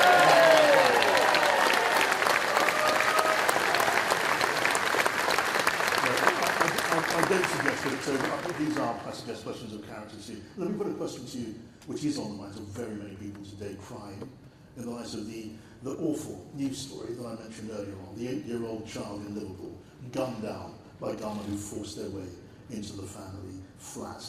Your thoughts on that, and in the context of the need and demand for more police officers than are being proposed now. The numbers we've seen so far, as you know, make up the cuts from the austerity years. What would you do in office? Yeah, I read about it earlier this evening, and it's shocking. Olivia, I think her name was. I actually thought she was 9. She's the same age as my younger daughter, and it's horrific. I'm sure the grandparents are here, and I read it, and I called my wife and spoke to my daughter. Actually, is what I did when I found out about it earlier on today. And my heart goes out to her family, as I'm sure it does from everybody here tonight, about grappling with a loss like that. What can we do, government, to try and prevent things like that from happening? Yes, it's about putting more police officers on the street, and we've got a plan to do that. But it's also making sure that, well, at the moment we need to finish putting 20,000 more on the streets. But I think actually we need to make sure that they're focused on the right things, and that we're using their time effectively, and we're using the best techniques that are available to policing. And I mentioned it in my remarks earlier. I think actually when I talk to people involved in fighting crime, when I talk to our police and crime commissioners and our councillors everywhere, what's clear is that there are things that hold us back from getting to grips with crime in our country. And a couple of examples, one is stop and search, which is a very effective policing tool. Now, our Conservative police and crime commissioners understand that. They want to use it. We just came from the Hustings in Manchester, where Andy Burnham, the Labour Mayor, has got a police force that's been in special measures, and I want to actually provide police forces like that with the powers to use stop and search. Similarly, I mentioned grooming gangs, and I think it's another thing that has affected young children as young as Olivia and my daughters for too long. It's very pervasive in our country, and if I'm fortunate to win this, I want to do something to tackle that pernicious crime. And as I said earlier, I will never let political correctness stand in the way of keeping our country safe. That's how let's look at another practical, as it were, proposal from you to deal with that, or to help another hard-pressed public service, the health service. It is one of your big ideas, isn't it, to charge patients penalties when they fail to attend for their medical appointments. So let me put it to you, for the sake of the discussion, That's a gimmick. Who will enforce these penalties? Are you proposing county court actions in pursuit of £10, £12 penalties? Are you asking GPs to deny treatment to people who can't or won't pay this penalty? How does it make sense? So, what you describe as a gimmick, I completely and utterly disagree with. Right? Now, we will, as Conservatives, know that we don't measure our success by how much money we throw at things. And if we want to be able to credibly cut taxes, and I do, I want to cut all your taxes. But there is no one who can sit here and credibly tell you that they're going to cut your taxes responsibly unless they've also got a plan to reform the NHS to make it more efficient. Because if we don't, it will continue to gobble up every single pound that everyone has, right? And it's not enough just to say that and say, oh gosh, yes, there's too many bureaucrats in the NHS, everyone will clap, great. Like, we need some practical solutions, right? So yes, this is one, because you know why? 15 million appointments last year missed. Not just at GPs, but let's talk about why this is a prize, first of all, to go after. Not just at GPs, but hospital doctors too. 15 million. Right? That's not right. Doesn't value our doctors, deprives people of the care they need. And if we can get this right, it's not about making money from charging, it's about changing the culture in this country so it's not acceptable. Right? Now, if we get it right, if people cancel those appointments in advance, then we free up tons of extra healthcare and we will get the backlogs down quicker. But you know what? Right, so you know what? I was a person who set up furlough in a matter of weeks, right? When everyone said to me, well, how will you do this? How will this work? We don't even know what the word means, let alone how we're going to administer a system that is going to actually make sure that we pay the wages of 10 million people. And every single newspaper, they told me afterwards, had kept space that day to write the story that the system would never work. And it did, because that's what I do, John. When they come across difficult problems, I get to grips with them and I solve them. That's what I do.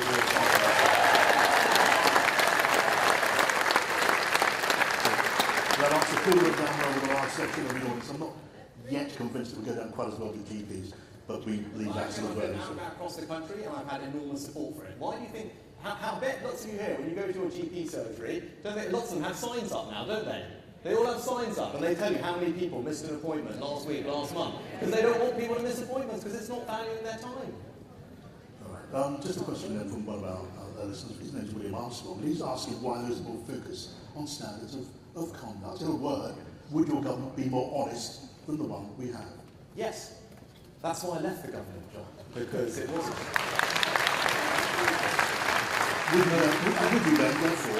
Would you therefore appoint, as the Committee on Standards in Public Life urges, would you appoint an ethics advisor to Number 10 with the power to initiate investigations whether you want them or not? Yeah, I've said already very clearly that I would reappoint the independent advisor on ethics, and I would make sure that they have the powers and responsibilities to hold people to account. But look, obviously it gets set by the leader, and I would set an example. But I talked earlier about appealing to swing voters, so I think this is really important. Now if we're going to win that election, right, if we're going to appeal to all these swing voters that we need to, remember, they're not Tories, right, every day. They're not Labour people. They're swing voters. So they're not ideological. What do they want? They want a government that works properly, right? That's what those people want.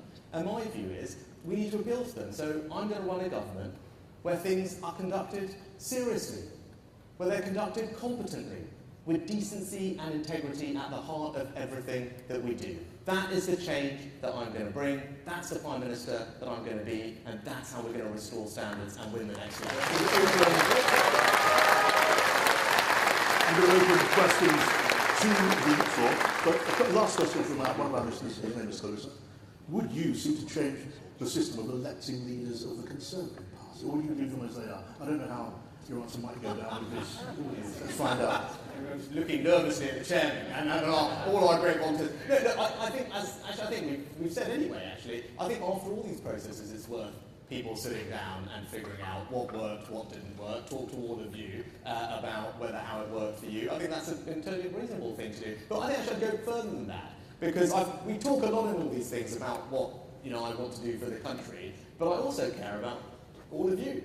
And if you've got 5 minutes tonight, if you're interested, online somewhere, there is my contract with members. Because I think all of you are amazing, right? I'm only here because of the support of my association, my activists, my volunteers, my councillors. and we owe all of you an extraordinary debt. So in my contract for members, I've set out a few things that I want to do to support all of you. I'll give you 2 things just to throw it out there. But one of them, I really, I was talking to Andrew about this, I want to regularly make sure we have surveys of what you think, right? I shouldn't have to go to Con Home and see what you think. I want to know what you think directly. And more than that, what I want to say is,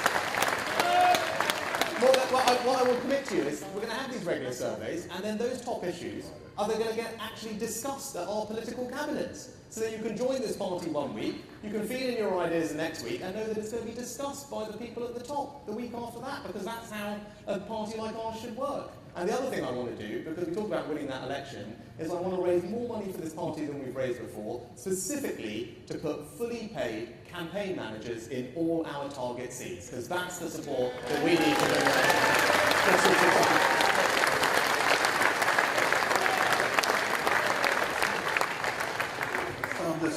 Let's start with you, sir. 3 rows. Good evening, John. Good evening, Rishi. Good evening. When we have a crisis of any sort in this country, whether it's for us or anybody else, we normally appoint a task force. We have a serious crisis going on with the energy supplies and everything else. Would you appoint a task force to immediately, if you become the Prime Minister, and actually see what they come up with and put it into action? Yes, and you're right. I mean, this task force approach has served us well, notably with the vaccine, actually, and the Prime Minister deserves enormous credit for assembling that task force, empowering them, and people like Kate Bingham. They did an extraordinary job, and I think all of us here feel very proud of that. So, what does that mean for energy? Well, it means a few things that we need to get right. I'll give you a few things. Not only, of course, we need to provide short-term support for people, but that's only short-term. We need to make sure we don't have to deal with this problem again. So we need better energy security here at home, reduce our energy dependence. So I want to absolutely turbocharge our programme of energy efficiency. Because at the moment there are millions of homes that could benefit from loft insulation, cavity wall insulation, smart controls. We've got a government set of money to do that, but it's not working properly. And if we can do that, we can save people £400 off their bills and reduce our energy need. We also need to create an innovation economy that's going to, not a million miles away from here, create the small modular reactors that can power all our homes much more cheaply and cleanly. We need to find new forms of energy storage to make sure that next year we don't have to deal with this problem. And lastly, we have to reform our energy market. Now, what I've been very clear about is that we're all paying far too much for our electricity at the moment for reasons that we haven't addressed. Because the electricity providers get to charge us a very high price based on what's going on in the natural gas markets. That's wrong. I would change it. They've done it in lots of European countries. We're behind, and as Prime Minister, I'd fix it so that you and all the businesses can get cheaper electricity as soon as possible, because that's what our country needs. The lady over there, 2 rows from the further, the lady. So a subject that hasn't come up so far, HS2. It's having a devastating effect in Staffordshire, and Andrew Stevenson's actually been to our farm. I know farmers that have no income whatsoever. They've had land compulsory purchase, and yet they're not getting paid. They're getting no money. We've been waiting years for money to build a new house. We're getting nothing. What are you going to do about it? What are you going to do about the effect on Staffordshire and everywhere else in the billions it's costing this country?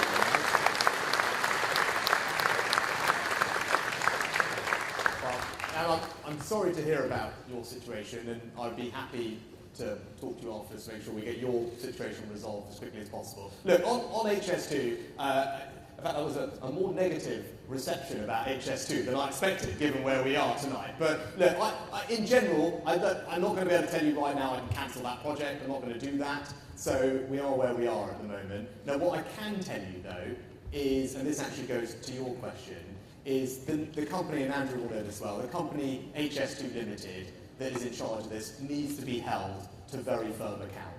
And that is something that And it's not just about making sure that people like you are treated fairly, but it's also, in general, making sure that disruption on communities is absolutely minimised. And whether it's actually, down in the south, in Buckinghamshire, where I was earlier last week, or up here in Staffordshire, we need to make sure that as it's being built in a way that brings people along with them, and they deliver all the commitments that they have made, which clearly, as far as I can tell, is not happening. And I will fix that as Prime Minister, because that's not right, it's not fair, and we need to make sure that we correct it.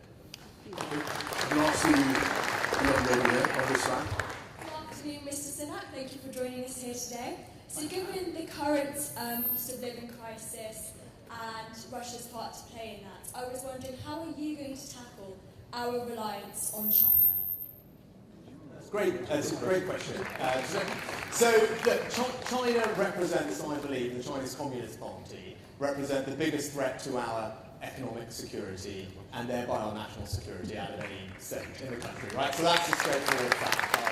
That's also what the head of MI5 and the FBI recently said in a joint speech that they gave. So what does that mean for us? Well, it means we need to do a few things.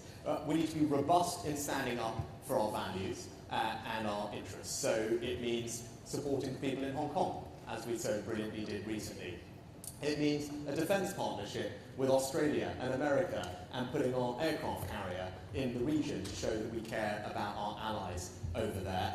And it means, what I did as Chancellor, with passing a new law that allows us to block investment from hostile foreign actors that are trying to infiltrate our companies and steal our technology. And as Prime Minister, I would use those powers that I passed as Chancellor to make sure that we protect ourselves. And the last thing I'd say is, we've got to be thinking about the future threats. Right now, we are here in one of the most amazing automotive manufacturing parts of our country, and over time we're going to transition to electric vehicles. That will be great for net zero, it will create lots of jobs and save us money. But no good us doing that if it turns out that all the rare earth minerals going into those batteries all come from China. So that's what I started doing as Chancellor, was working with our allies like Australia, Canada and America to build up a supply chain. So exactly as you said, means that we are not reliant on China in years to come for things that are really important to this country. That's the type of thinking that I think your Prime Minister needs to have, and that's the type of approach to China that I will take.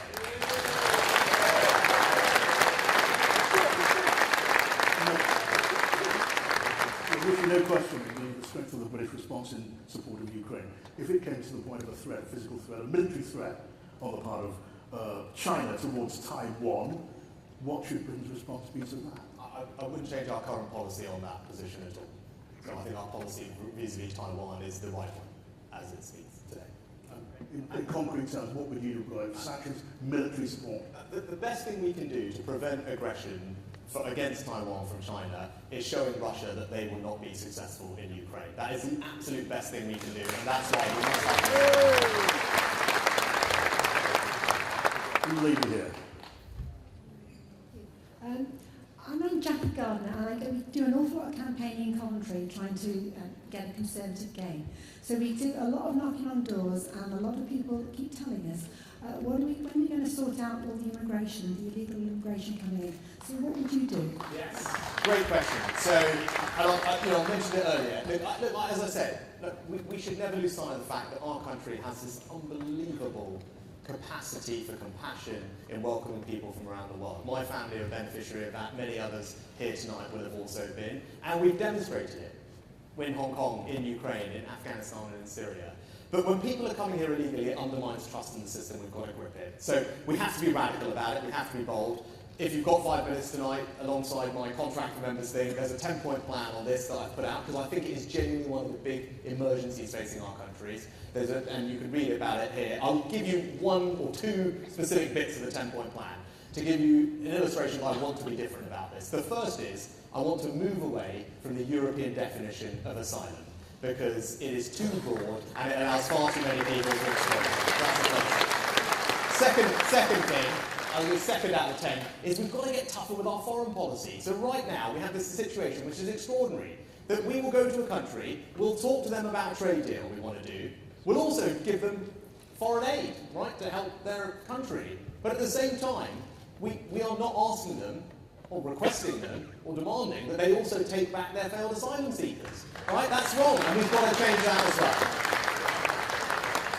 On that, you have taken a pretty strong line on this. matter. You said that countries that refuse to take back deportees from this country could pay a price in terms of aid payments. This country has, as you know, a proud record of supporting countries and peoples in need, especially and including humanitarian aid for emergencies around the world. Are you saying that aid would be in question in the course of a dispute of this kind? But as I said specifically, there's a difference between humanitarian emergencies, which of course we're always going to be responsive to, but then situations where we have ongoing aid programs in countries which we've had for years, and at the same time that country is not taking back its failed asylum seekers. Look, I think that is a practical, common sense approach to this problem, and it's one that the vast majority of the British people will absolutely support, and we should not be shy about pursuing a policy like that. That's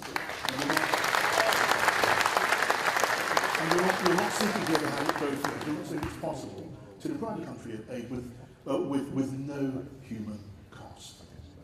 There is always going to be more need for our aid budget than we can provide, right? That's just a fact, sad fact, but that's the reality of it. So when we're choosing where to provide aid, who to provide it to, I think it's not my money, it's all your money, it's the country's money. I think it's entirely reasonable that if we're thinking about where we can do that, we do it with countries that are happy to help us and take back their failed asylum seekers. That seems entirely logical and common sense to me, and I genuinely believe the vast majority of the British public will be quite surprised to find out that we don't do that already, quite frankly. So, as everyone in this room should know, we're the Conservative and Unionist Party. So, what would you do if you're our next Prime Minister to follow on from the amazing work that Liz Truss has done around the security, like sorting the Northern Ireland Protocol out and making sure that Northern Ireland stays part of the Union? Yes, so I would actually just carry on with the policy that we've got in place. So we have a bill in Parliament that you all know about. I would carry that on, and you're right in the sense that Northern Ireland's economy is being dragged out of the orbit of the UK, and that's wrong. And as Prime Minister, I want to fix that, and the bill gives us the ability to do that if we can't get a negotiated settlement. Now, the other part of the Union we need to worry about is obviously Scotland. Which you did mention, but I think we might as well talk about it for a second, because it's really important. And there I think we need to do a few things. I think the first thing is we've got to more actively demonstrate the benefit of the Union in Scotland. And that's something that I started doing as Chancellor. Actually, not, the civil service got all very upset, but I said, hang on, we're going to actually now start investing directly in Scottish communities. We're going to talk to them directly and not have everything just go to the SNP government, because we believe in genuine devolution. That's really working, and we need to do more of that. The second thing we need to do is remember that when it comes to the Union in Scotland, who are we talking to? We're not talking to Tories. They're all fine. We need to talk to the third of the people in Scotland who do not vote Conservative and are never likely to, but are Unionists, right? And you need a leader who you think can actually talk to those people, right? And I believe that I can. And the last thing is probably the most important. When it comes to arguing for the Union, it's easy to think about, make the argument about borrowing, how will Scotland manage? What about their currency? Who's going to pay their pensions? What about trade? Now, those are all important arguments. But we have to remember, nationalism is very seductive. It's a romantic idea. And we have to fight that idea with an argument that speaks to people's hearts. And my grandparents emigrated here, not to England, they emigrated to the United Kingdom. And it wasn't geography for them. It represented a set of values. And we have to make an argument about the Union that is based on those shared values, that speaks to people's hearts, and that's what I will do as Prime Minister.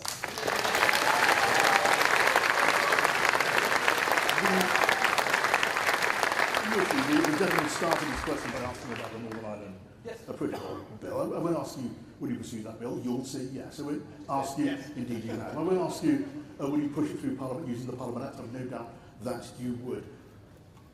Would a trade war with the European Union, because at the moment, European Union, London are at loggerheads, would a trade war at a time of recession be a price worth paying for making your point, Mr. Russell? So, but you said rightly, John, that the relationship is at loggerheads. And I think, actually, think about this.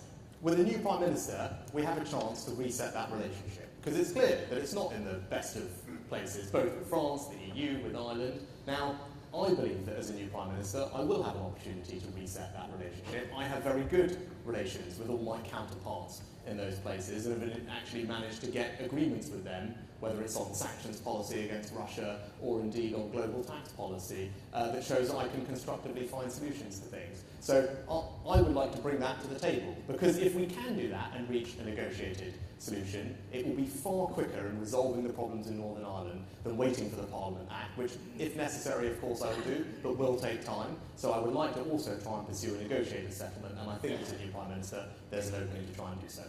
You want, of course you want a negotiated settlement. Any other answer would surely be irresponsible. But there is a danger of a final trade economic conflict. Would that be a price worth paying? I know we're running out of time. I'm going to take one more question or your questions. But look, what are we talking about here? What we're talking about here is that if you're a grandparent at the moment, you can't send a present to your granddaughter in Northern Ireland from GB without filling out a lot of forms. If you want to go camping and you can't take your dog on holiday, right? Or if you're a British supermarket and it's like, hang on, I can't sell my sandwiches in every part of the United Kingdom. Those are the kind of practical things we're talking about. No one needs to have a trade war to resolve practical things like that. That's completely ridiculous. And we can find a solution that doesn't involve.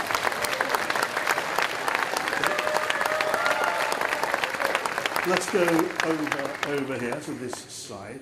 4 rows back. Gentleman with his arm here, with a t-shirt. Can we get up? A lady here waiting for us. Let's do that first. Great. Hi.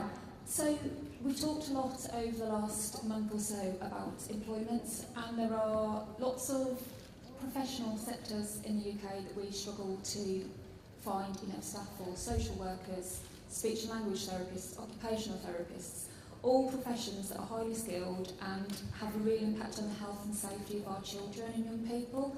What are you going to do to improve recruitment in those sectors? Well, good question to end on. And so look, many of you here will have businesses. And I'm sure if I ask you what's the number one challenge you have, other than energy bills, I'm sure lots of you would say it's getting workers, right? And that is, we all know, see lots of nodding, right? The thing that's holding our economy back and is causing inflation at the moment is a lack of people in the workforce. So I think we need to do a couple of things. And your question and more broadly, right? The first thing I want to do is actually tackle our welfare system and tighten it up. Because right now, I'll tell you this, there are more people claiming unemployment benefit than there are job vacancies in the economy. Right? Think about that. That is wrong, and it's certainly wrong under a Conservative government. So I want to make sure that we tighten up our welfare system, support people off benefits and into work, because that's good for them, good for their families, good for the taxpayer, but also good for the economy and will ease inflationary pressures. And it's exactly what a Conservative government should be doing. Right?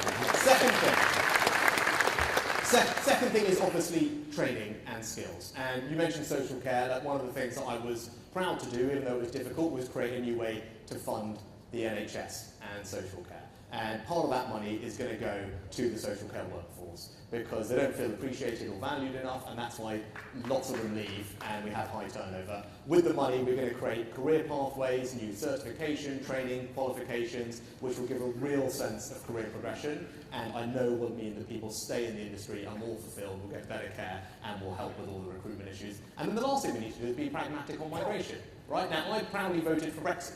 Right? And Brexit, for me, was about control of our borders. It wasn't saying that no one should ever come here.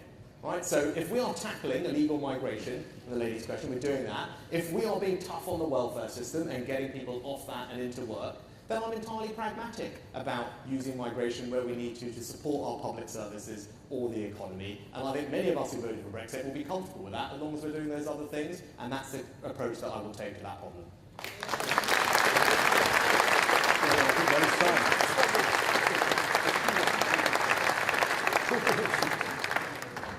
Okay, Rishi is aching to be asked a question. There's not been a single question about tax. And I'm shocked. I'm literally shocked. It's probably the only Hustings where we have not talked about tax. At the very, very top. I asked you about VAT, which was one of the tax policies, one of your signature. That's not, yes. No, I accept your apology, Rishi. It's perfectly fine. Corporation tax. I like to leave people happy. We'll talk about corporation tax. Give me your thoughts on your line on corporation tax. Well, look, we're talking about big companies, aren't we, rather than small. Right, so many of you would have heard that I want to put up corporation tax, and I'm sure when Liz was here and she said she would scrap that, and you all probably clapped, and that's fine. But let me explain why those of you that are clapping are, in my view, wrong. Right, let me explain what is happening. So yes, corporation tax is going to go up next year. But why is it going up? Well, it's going up in part because of what I said. Because, like Margaret Thatcher and Nigel Lawson, I believe it's not right to have excessive borrowing. Right? I don't think it's right to spend money on public services and not pay for it and ask our kids and our grandkids to pick up the tab. Right? I don't think that's a moral thing to do. It's certainly not a responsible thing to do. So, but three things you need to know. Three things about this that you need to know. Right? Number one, we will still, after this increase, have the lowest corporation tax rate in the G7. So the large economies that we compete against. America, Canada, Germany, France, Italy, Japan will have the lowest. Broaden it out to the 20 largest economies in the world that we compete against. We're going to have the fourth lowest rate. So point number one, this is an internationally very low rate. No one can say otherwise, right? Point number two, this only applies to the largest businesses. 70% of UK registered companies won't pay the increased rate. They're exempt. They're going to pay a small profits rate because I want to support small businesses. My mum ran a small business. I know what it's like, and we are the party of small businesses. So that's point number two, right? Point number three. Now, point number three, and this is the most important point, right? This is the most important point. I'm going to combine that increase with significant tax reforms and tax cuts to other bits of our corporate tax system. So for those businesses that are investing, so imagine that manufacturing plant that's expanding, putting in an extra line, putting in some new robotics to increase the productivity of its output. That we have a big tax cut for. Imagine another business, not a million miles away from here, that's investing in R&D to create a new small modular reactor that's going to provide clean energy for us at affordable prices or anything else. That business also is going to get a tax cut on R&D. Why? Because those are the areas where we fall behind all our other countries. When you say, why is our productivity lower? Why is our growth not as high? It's because our businesses are not investing as much. They're not innovating as much. I've studied this problem, I've talked to a million people, I've got a career in business, and I know what will work. And if we deliver these tax cuts, because I'm a conservative like you, I want to cut taxes, and I think tax cuts can drive growth, but only if we cut the right ones. And with my plan, we will actually get the outcome we want. If we go with Liz's plan and stick with what we've done for the last 10 years, nothing's going to change. Investment in this country today, no higher than it was a decade ago. We've got to try something different. My plan is a better plan, and I'm 100% convinced that if you give me this job and we deliver this tax plan, we will have a faster growing, higher productivity economy that is creating jobs everywhere, but especially here in England.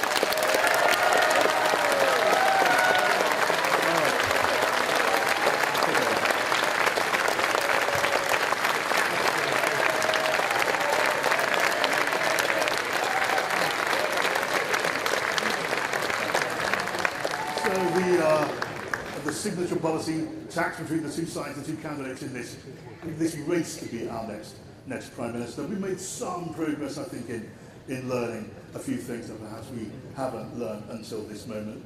We shall see. There are 2 weeks still to go. It is still not over. A lot of people still to vote, even though a lot of you seem to have done so. For now, this evening, let's hope you found that, and listeners at 2 Times Radio at home found that a useful exercise as well. Thanks to our candidates, thanks to you, and from me, a very good night.